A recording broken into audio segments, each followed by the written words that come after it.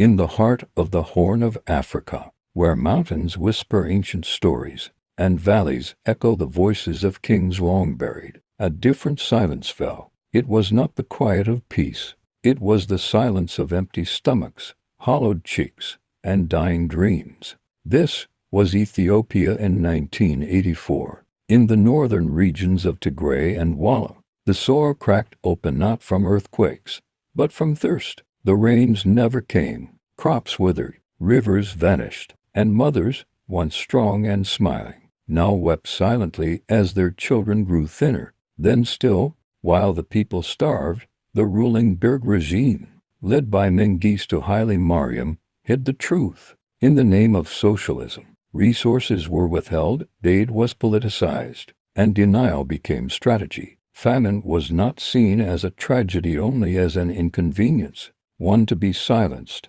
but the world began to see images of skeletal children, mothers collapsing in dusty fields, and overcrowded camps made headlines. International aid poured in, planes flew in, food, doctors, hope, and yet many never lived to see it. Bureaucracy, corruption, and time moved slower than death.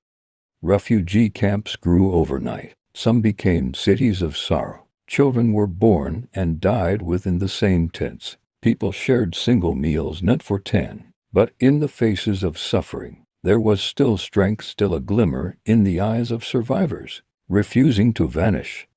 Across oceans, millions watched. The Live Aid concert of 1985 brought attention, raised millions. Musicians sang for Ethiopia, donations surged and hearts broke. But by the time the world sang, over 1 million had already died, their names never spoken, their graves unmarked. Today, Ethiopia rises from the dust. The scars of famine remain, but so do the lessons. We must remember, not for guilt, but for guidance, so that no child, anywhere, ever dies simply because the clouds refuse to cry. This is not just Ethiopia's story, it is all of ours.